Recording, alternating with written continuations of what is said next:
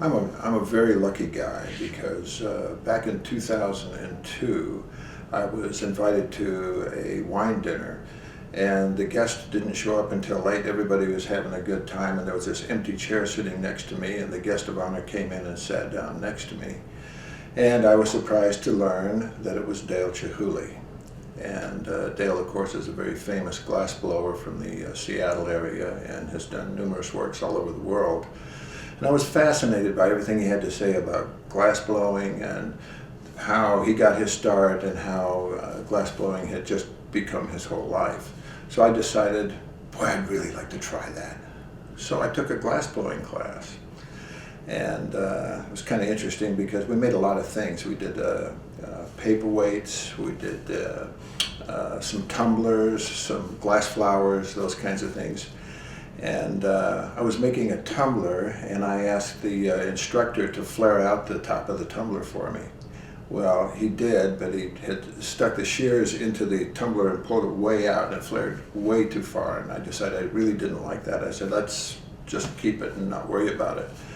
So I took it home and set it on the shelf, and a couple of weeks later I came in the house with a brand new bottle of cask strength Macallan scotch, and I couldn't find my scotch glasses. And then I remembered, yeah, I had been using those the night before, and they're probably in the dishwasher. And as I locked the door, the front door, to go back to the kitchen to get the glasses, I noticed my glass sitting in the cabinet, and I said, well, I can just drink out of that. So I grabbed it out of the cabinet and I took it into the den and sat down with it, poured a little scotch. I was reading something, and I wasn't paying too much attention to what I was doing, so I just kind of casually reached over and grabbed the glass and brought it up to about here.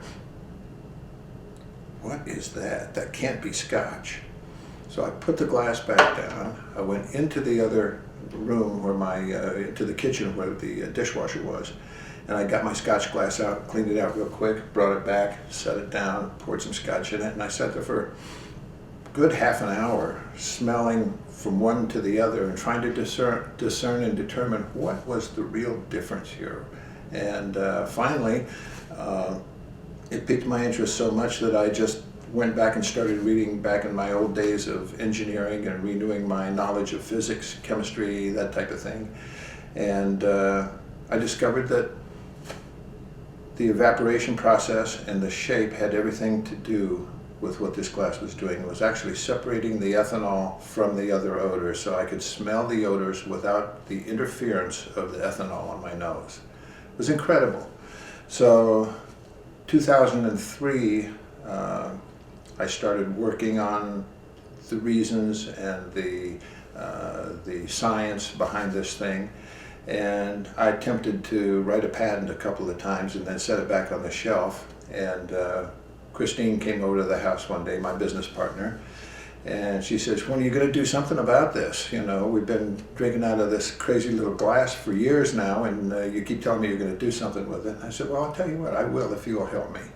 And I need some help both to finish the patent, the research, and also I need somebody that's going to run this company for me because I don't want to run the company myself.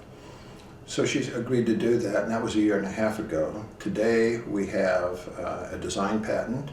We've submitted for through the PCT for an international patent, and we have a utility patent pending in the US, and several other design patents on the drawing board now. Sales are going well. The first reaction to the glass when somebody puts it up to their nose to smell out of it is, wow.